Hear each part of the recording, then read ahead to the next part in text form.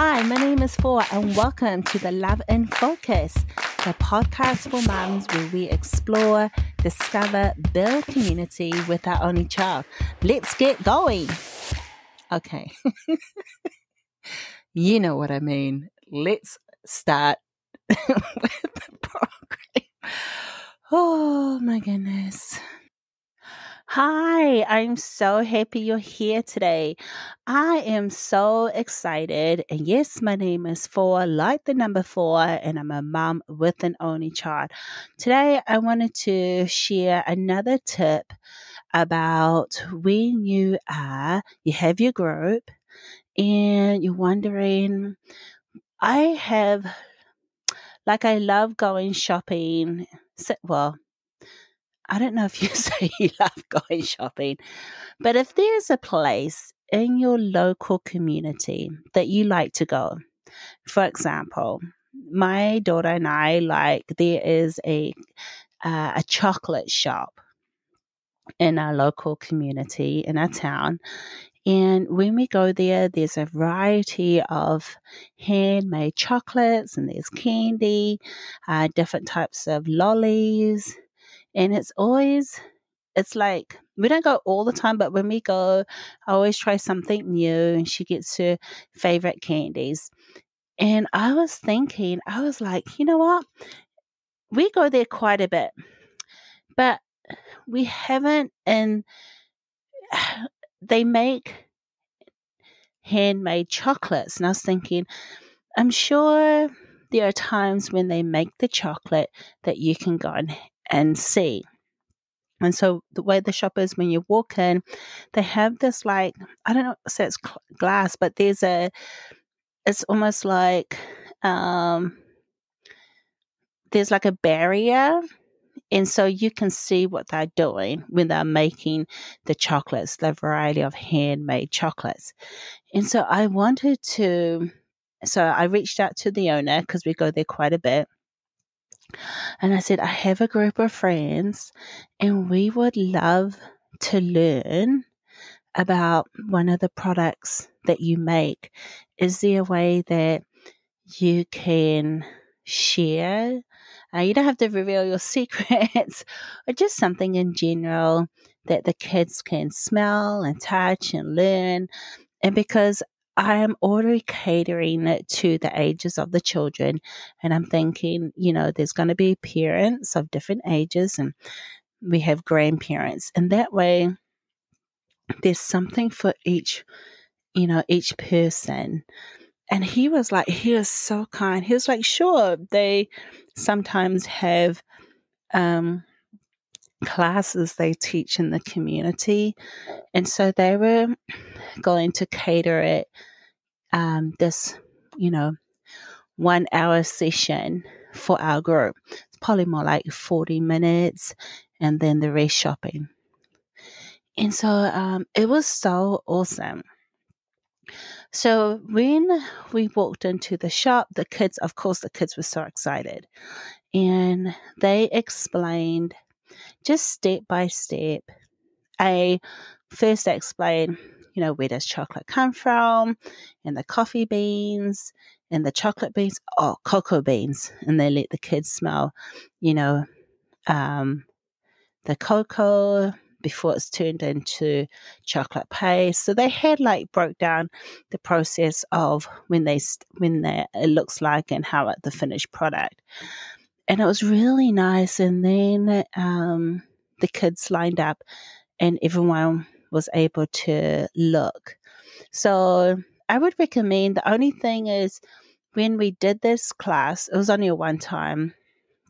I didn't do it 3 or 4 times. Usually sometimes when I'm, taking a group, I'll have to do it 3 or 4 times because there's only you can only take so many people in a store and you can't fit. And we had about over 80 people. So I couldn't put 80 people in a store. But the store was packed enough at its capacity. And so I just recommend if you're going to a shop and they are showing how to make their products, it may be like you want it in a way where all the children can see. So we had to put the little ones in the front and first so they could see, and the tallest ones at the back. But if you got a lot of tall students, kids, and then you got the parents, it can be like, oh, I can't see, everyone's so close. And yeah, it kind of, if I was to do that again, I probably would have maybe split it up into two groups. So I just wanted to recommend that for your group, depending on the size, I would just ask my local shop. Like another thing is we have a local hardware shop. In the hardware they sell like um, products like farming things that you need to plant things. Um, I don't know, things that you need for to tractor supply things. I mean, things for your garden, overalls, just a variety of things like that. Hardware. If you need to get keys, just a lot of things like that. And so you're wondering, hardware store. So once again, I had a friend who knew the owner. It helps when the people that are in your group know someone, because then you're not cold contacting the owner. But if you don't know the person, just tell them who you are. I just went with, hi, my name is For. I'm part of a field trip group, and our group is made up with preschool children and also homeschool children.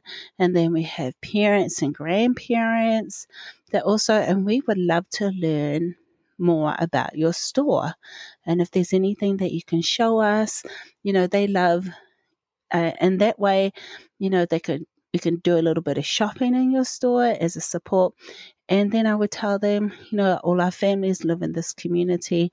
And so when they know more about your store and the owners and what the service you offer, that is a good, it's good business for you because they have a great experience and then they tell their friends about it. So it was really good. So this hardware store, at the time, COVID, so we couldn't go in the store, but what they did was they made up plant bags, and so they put like seeds in a little cup, and each cup had some soil and a sunflower seed and just information about their store, and they put some candy in there and other little things that you would need to plant a seed. And they put it in a brown bag and they did it up so nicely. And they put some stickers, some of their stickers that they would give their name, their hardware store name. And it was so nice. And then we took photos. I asked the parents, like, please take photos of what they gave you if you've received this activity bag, and then plant it. And then can you write a thank you note? So that's another tip. When you go into a store as a group, I would recommend either you write a thank you note straight away, or you post it on social media somewhere that you tell other people that you've had a wonderful experience. And if you don't have a Facebook group, you're like, no, I don't want to put it on social media. Well, then at least I would recommend writing a thank you note. If not from, and you don't always have to write it, just ask the parent, like, did you really enjoy this field trip? Do you mind if you write a thank you note just to let that owner know that you really appreciated their time and explaining it? And that way, it just shows appreciation. And also because they provided something different outside what they usually would do. And then if you ever wanted to have another field trip or, expand and do something else with this, that particular shop, you've already built a wonderful connection. And then I noticed as I started, you know, doing these little field trip groups in our community, I would have other people ask me, oh, hey, my group is doing so and so. And I'd be like, oh, yeah, just connect with this owner. This is what we did with them. If that's something you're looking to do? Or are you looking to do something else? They're very flexible. Just let them know. Maybe they can, maybe they can't. But it would be ideal if you reach out. And I find that a lot of groups that I knew of, we were different because we would just go to shops in the street. Like I literally went from one end and I knocked on all the doors in my home, like from one end all the way to the end of the town. So I'm started from one and I walked all the way, knocking on doors, telling them who I am, what we would love to learn from them. And like it was really good.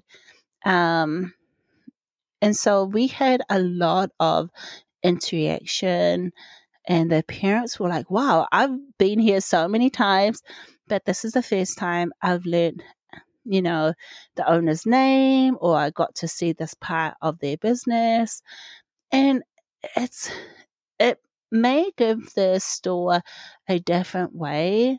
Like sometimes, I don't know, maybe they haven't thought about, hey, maybe we can have an open day house and provide something for stay at home families. Maybe there is a need once a year.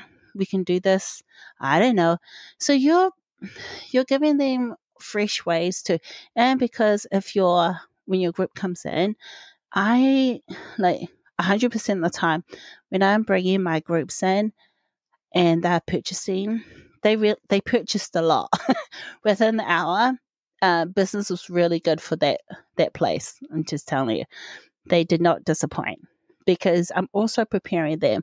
I say this is what they sell, and so if you're not familiar, this is what they provide.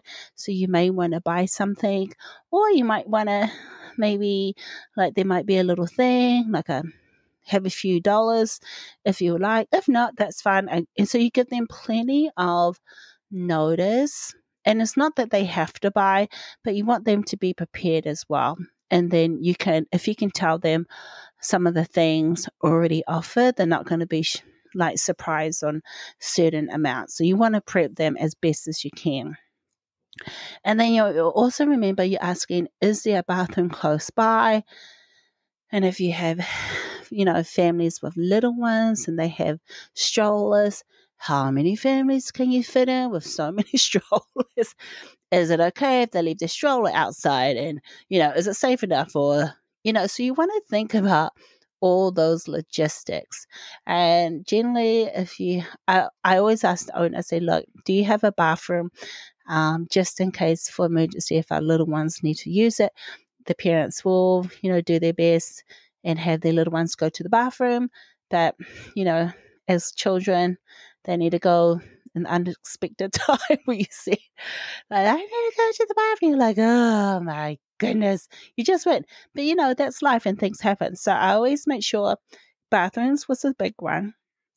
And if they did not have a bathroom in their store, I always make sure it was like a close by walk. I mean, it had to be like the next store close next door or somewhere.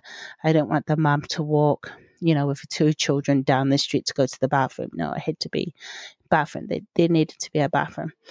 Or I would let them know, hey, we got a field trip and there's no bathroom. And so they can decide if they want to go to the trip or not. And that way they're not surprised as well.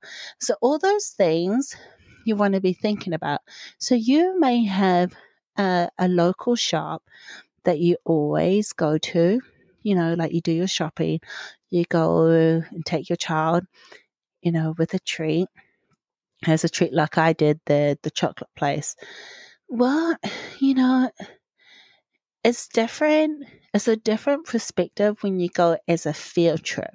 Like, because now you're asking for more information. Like, generally, when I'm going into a store and I'm purchasing something with Olivia, I'm not asking, hey, how did they make it? Where did it come from start to finish?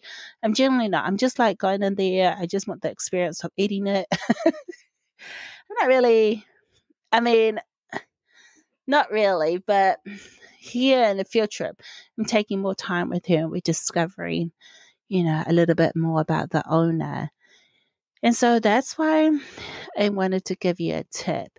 So if there's a local store, once again, and you wanted to know, hey, I have this idea, I have a local store, please write a message in my fan mail, reach out to me and tell me what the store, place, the shop, or even a little local farmers market that you always go. Reach out if you need help. And I would love to help you, you know, help you make it into a field trip. Or maybe you just might like to think, do you think I should do this? And, reach out to me, ask that question. Or I would love to help out, mom, if you're listening and you just need someone to bounce ideas with. How do you make it more, you know, for you and your child and your friends that you created this group with? Because, creating field trips and activities, I really enjoyed that when she was from 2.5, that to, and I pretty much stopped because when she ended up going to school, when she started school. So it was maybe about 3 years, 3.5 years. And, some of those friends, we still connect with them. Your homeschool friends, they're really lovely. And even when I see the owners or some people, I tell you, when you build friendships, and even though we've all gone our separate ways, right? Because the kids are growing up and have different needs, and you as well. And I see those families, I'm like smiling. I'm like, I know you from somewhere. And they're like, hi, Fa, how are you? And I'm like, wonderful, thank you. How's Olivia? Oh, she's good. And I'm like, who are you? I'm like, who are you again?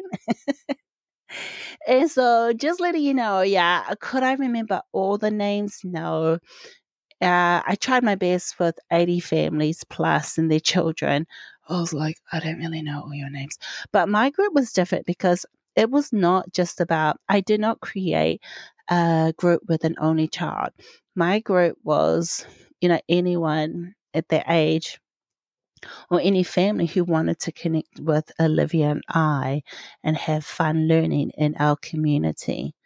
And at the time, most of the children were preschool age, like Olivia, because we all wanted just to go out for an hour and a half with our kiddos, interact with other people, and learn about our community. But then we all had to go home because either kids had naps or people had appointments and just different schedules like that. But it's really wonderful. And we also had fathers in our group. And so we had stay at home dads, and that'll be another episode. They were really awesome too. And so I learned a lot during that time, knocking on doors and connecting with local business owners and also um, people in the community in the education sector. So, and I laugh about that because, oh my gosh, I should do an episode about that. How, me reaching out to the community leaders in the educational sector about, hey, just, you have programs for schools, for elementary, and, for the most part, they were really, really nice and kind. And I was able to partner with them and, have some of their programs modify. But it takes quite a bit of planning, the behind the scenes. So, but it's worth it. But once you have your template, you're not reinventing the wheel. You just, because this is my process, this is from start to finish. And if you just keep putting the same thing in your template, it really works out. And so it's not, if you're an admin person, then yeah. And if you're not an admin, just keep it really simple. Meaning, just ask the local owner, hey, this is me, and I have my only child, and we have a group. We'd have to learn about, what you provide. And you may have to come up with something like, yeah, our family, we love your chocolate peanuts, the handmade chocolate peanuts or chocolate marshmallows, something. can we see how you make it? Do you show the people in the public? Is that something you can show how you make your chocolate? You know, and they might say, oh, well, we can't show you how we make our chocolate, but we can show you when we start dipping our products, what we do. You'd be like, sure. And so then afterwards, you get, and also they're really good. Once they made those things, they offered some free things so we can tasting, sampling is so yummy, especially when it's free. So I just want to let you know that something fun that you like learning, maybe you're already doing in the community, just reach out to them. So if you need help, go to the fan mail on my podcast and just reach out to me. So I'm so happy that you have taken the time to listen to Love and Focus, building a community with an only child. And I sometimes wonder, it's like, does this podcast have a long name? Love and Focus, building a community with an only child. I'll keep going until I decide, or maybe quite a few of you listeners say, maybe it's a bit long. We'll see, but I'm so happy that I think I'm going to sneeze. Nope. Yes. Ooh, excuse me. I should edit that out. But I just want to remind you again, if this is the first time that you're listening to my podcast, I am so glad that you're here. And I wanted to remind you that you are the best mom for your child. I mean, seriously, you are doing the best you can with the time that's given to you, with the resources that you have. And so I wanted to let you know that you are well loved, you are seen. And if you say, no one has seen me, just letting you know, you're just listening to me. I hope you can feel that you have a friend. And also if you want to have a friend, you got to be a friend and be kind to yourself. I know you have two friends, yourself and me. And other people who are listening to this podcast, other mums out there, we are your friends too. We just want to let you know you are a wonderful woman and God loves you. So give yourself a 20-second hug and just, take a deep breath in and out. And you might want to do that a few times.